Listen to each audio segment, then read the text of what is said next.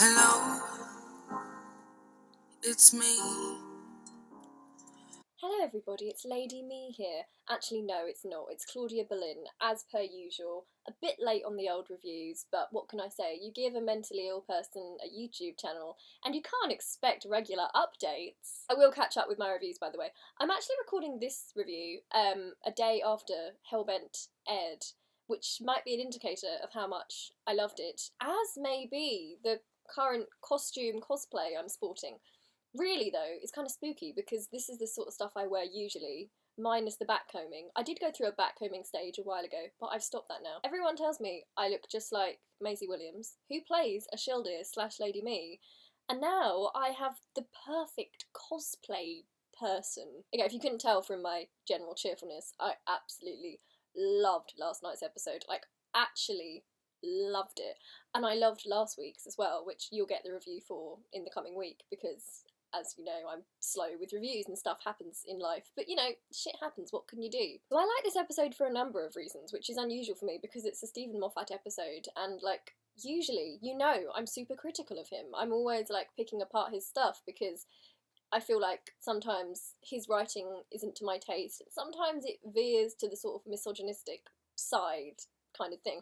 But this episode was so good, to the extent that if I saw Stephen Moffat on the street, I'd probably run up to him and be like, "Shake my hand, good sir, for you have created my new OTP." I sound like such an embarrassing fangirl, but we don't get much femme slash stuff in canon. And although it's technically not a femme slash ship, like we all know that Clara and Ashildr is going to happen, and I'm 100% on board with that. I know it's old I'm starting at the end, but I'm just too excited about the fact that Clara and Ashildr have their own TARDIS that looks like a 1950s American diner, and they're just flying around the universe in it. It's amazing. I wasn't sure what to call this ship because it's not something that many people have shipped before, mostly because in the episode where we first met Ashildr, she came across as really young, but it's okay now because now she seems like an actual young woman and it wouldn't be creepy for Clara to go out with her. But I came up with these names. So we've obviously got the obvious Clara Ashildr, which is just a mixture of the names. It's extremely inventive of me. Then Immortal Gal Pals. People like Immortal Gal Pals. What about Gal Pals in Time and Space?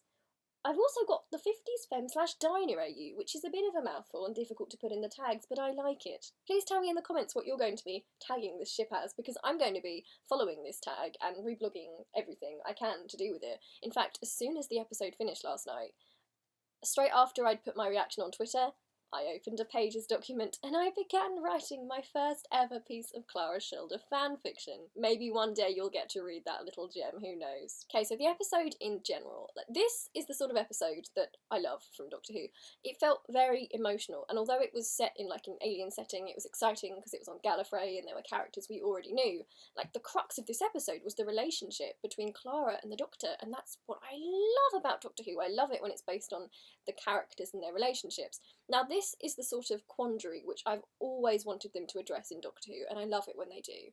And that's the idea of the Doctor going back in time and doing things he shouldn't, actually changing time because he's very attached to people, which I imagine would be probably the hardest part about being a time traveller. I mean, if you put me in a time machine, obviously the first thing I'd do would be go back in time and save Anne Boleyn from the scaffold, which might create absolute carnage in the modern day, but I really don't care. I felt like this was excellently done. It felt very much like when the 10th Doctor was turning into the Time Lord Victorious, and it felt really believable. Like, I've often thought that with the 11th Doctor's later stories, he became a sort of caricature, and his sort of mannerisms and wearing the fez and what he would say, like, and his goofiness became his character rather than the emotions of him. Whereas with 12, you get so much emotion radiating out of him, and it's just. I cried so many times during this episode, it just upset me on a million levels. It's like from the start when the Doctor rescues Clara, you know he's going to do it, but you also know it's going to go horribly wrong. You know it's not going to be able to work. But you relate because wouldn't you do that if you loved someone and you could save them, like, the moment before their death? Wouldn't you do it? I would do it. Now, there are mixed opinions on Gallifrey in this episode. For me personally, when we first landed on Gallifrey, and we saw the shed, that lovely shed, that our favourite set from Day of the Doctor. We all couldn't wait to go back to that shed. I've been waiting for months. I kind of thought, oh dear, I don't want to be reminded of the Day of the Doctor, because I just pretend that never happened. But actually, this time round it worked really well. And I loved the setup as the Doctor, sort of as a Katniss Everdeen sort of character, fighting against the President and the Capitol. I thought it was really interesting to have the Doctor return as a war hero, but sort of a peaceful war hero. But also, it was very complex because we could see the Doctor with his power, with him being the President, maybe tipping over the edge into scary dictator territory, which is quite an easy thing to do, I think, if people get hold of power. That's another excellent example of why the Doctor needs a companion and why he particularly needs Clara, because when he was by himself, you know, he was actually scary in places, he really was. Rassilon, bless his little soul. The Doctor totally wrecked him, didn't he? He got banished from his own planet. One of my favourite scenes from this episode was when Rassilon was trying desperately to get his troops to shoot the Doctor, but they couldn't do it because their morals just wouldn't let them. They fought alongside the Doctor, he was their friend, and they all shot around him. I love that. I love that kind of solidarity. Like, you know me, I'm a bit of a rebel. I'm a bit of a revolutionary. Long live the revolution. But I love the idea of the people, like, kind of gelling together and forming a big group and fighting the power. I love that. I also really love that line about the Doctor being so scary because he's unarmed.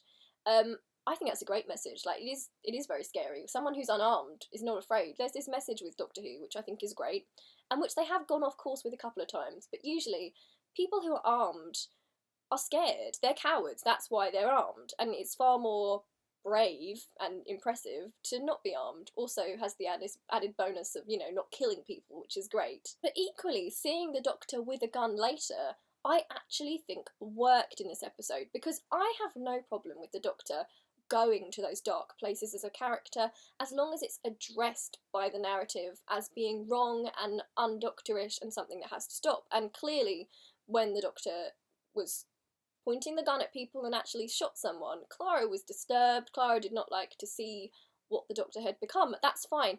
The only issue I have when the Doctor picks up a gun, well, technically he didn't pick up a gun, but you know that weird time when River was shooting silence left, right and centre, and instead of the Doctor thinking, oh dear, like, there's a poor alien creature getting shot at, and some of them they're just doing their job, some of them. Like, he was just laughing, and he thought it was sexy, and that was so out of character for the Doctor. I'm so glad we're back to, if the Doctor does something bad, it gets addressed by the narrative as bad. Clara was written so well this episode, and I love it when she's written well, because when Clara is written well, she is right up there with the best companions.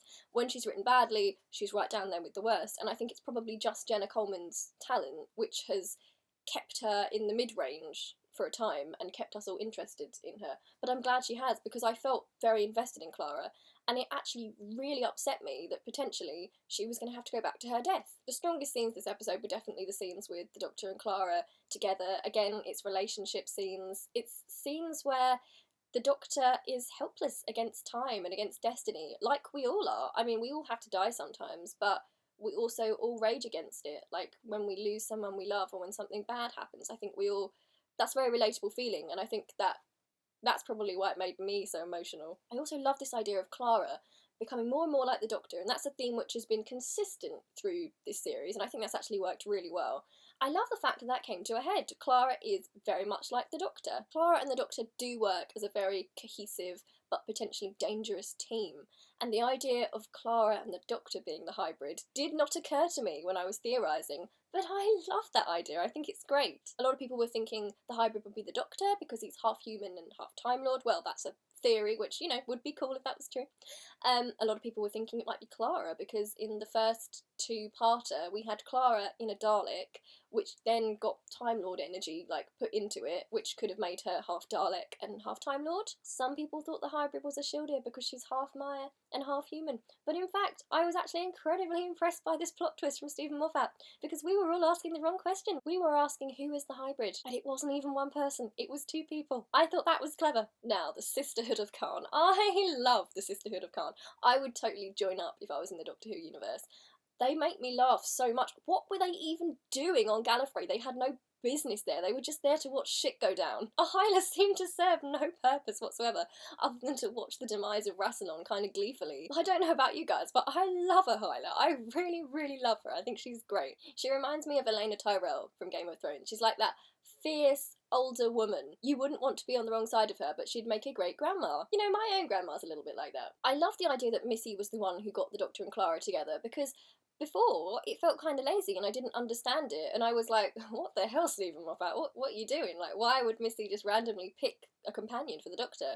But now it makes perfect sense, because she wants him to be evil like her. She wants him to see what it's like to have too much power and how easy it is to slip to the dark side and how fun it is. So it makes perfect sense that she put them together. Also makes sense as to why she didn't actually want to kill Clara. I mean, there were times when she always did, don't get me wrong. But I think essentially she didn't exactly want her dead, and it all makes sense now. So Tania Miller was in this episode as like the Time Lord General. She was the regeneration of the last Time Lord General. And I love her because she was in Cucumber Banana Tofu, which I also love. That's another show that's very close to my heart, written by Russell T Davies, and I've reviewed those episodes, all of those. If you're interested, you can check those videos out on my channel. She was fantastic, and I was actually very impressed with the characterisation of the General. The General is a character that interests me, because they're not just like straight out power hungry like Rassilon. Like, they obviously want to do the right thing, they're just kind of misguided. They were so polite to Clara, and I actually felt really sad when the first General got shot, or the 10th General got shot, but then really happy when I saw the 10th turn into the 11th, and I saw Tania Miller. I really do have to say that I'm so impressed with the change in the diversity levels in Doctor Who, because there was a time under Steven Moffat when, almost without thinking, I think, everyone in it seemed to be white. Like, even the background, everyone was white all the time, and it just didn't make any sense. And now I really feel like in this series we've gone back to how Doctor Who should be, which is people from all different races and religions and all different colours and all different genders and what have you. I just think it's very important, especially in like a sci-fi show, in a show where you're showing different planets and the goodness of humanity, to show that diversity. I mean, there will always be some fools out there who say, oh, it's forced, why do we need forced diversity? And to those people, I just say, like, go out of your house, walk onto the street, and most likely you won't just see white men. If you do, then you might want to move. I would move. Something I absolutely adored about this episode, and as you can tell, I loved it a lot, so I can talk about 100 things about this episode that I loved. But I kind of love that reversal of the roles between the Doctor and the companion, because often with the Doctor saying goodbye to a companion, I mean, like, for example, Donna had her memory wiped, and Rose ended up on a parallel Earth, and Martha was alright, she ended up on Earth, but still, and Amy ended up in New York, was it in the 60s? I'm not sure, but that wasn't a great ending for the truly modern girl that Amy Pond was. But this time, the roles reversed, and we had Clara having that burden of seeing her friend, who she absolutely loves, not recognise her, and it was heartbreaking. And in other series, that would have been the Doctor in that role, having the pain of his companion not recognise him. And it was really fantastic to see that reversed. I wouldn't even have thought of that. I thought that was brilliant. It really gave the Doctor a new dimension. It made him cutesy again. And some people don't like me calling this Doctor cutesy, but he is cutesy. He's a grumpy old man, but when he's written well, he's also kind of adorable and you want to hug him. My heart just ached for him this episode, and it ached for Clara, and that scene in the diner at the end, by the way, how amazing was that? The way that scene was split throughout the episode, and it kept us guessing the entire time. Seeing him play Clara's theme on his guitar, and seeing Clara having to hold back her emotions and hold back her tears as her best friend ever doesn't recognise her, doesn't know her face. It just reduced me to tears. It was horrendous. I think it's probably... Do you know what? I genuinely think it's probably the most upsetting thing I've ever seen in the Moffat era of Doctor Who. I didn't think that Face the Raven was a good enough ending for Clara Oswald, who is a pretty amazing character, and it just felt underwhelming. And at the time I was like, oh, I'm not happy about this. But now I've seen her full arc, and I've seen it to the end, and I've seen that she's still out there somewhere, flying around in time and space in a 1950s diner with Ashildr and their gal pals for life, a life which will go on forever. It's like the dream. I'm thrilled. It's such a beautiful ending for Clara. It really ties up her story excellently and leaves her in a very happy place, because Clara, her dream has been to travel and to explore and to have adventure, and she can do that. She's also a teacher, and although Ashildr is technically older than she is, I think she will be able to play the Doctor a little bit and help Ashildr and teach her a little bit in the TARDIS. I also think it's kind of heartbreaking, and this is not something that's implied by the story itself, but something that I thought about. We have to remember that Clara's mother died when she was young, and she must have felt so helpless about that. I mean, losing a parent so young must have been absolutely devastating. And I suppose that must have been a real thing for Clara. Then Danny died young, and it's like death is this awful, unstoppable thing. Everybody leaves in the end. But she's conquered it. She doesn't have to die until she's ready. She can live out that final heartbeat forever with her new girlfriend, Ashildr. I love the cloister race. I thought they were really scary. I'd love to see more of them. Like, something about that was incredibly disturbing.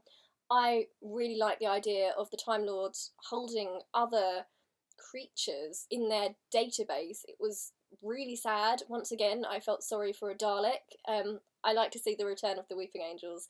They're a very good monster, and they should come back more often, but without that silly moving thing. Like, they're more scary when you don't see them move, in my opinion. Okay, thank you so much for watching. Tell me what you thought of the episode in the comments. As usual, no meanness and abuse, because it's a TV show and we love it, but it is a TV show and it's really not worth it. If you want to see me cosplaying as Ashildr, then, you know, you should check out my blog, because that's going to happen quite often now.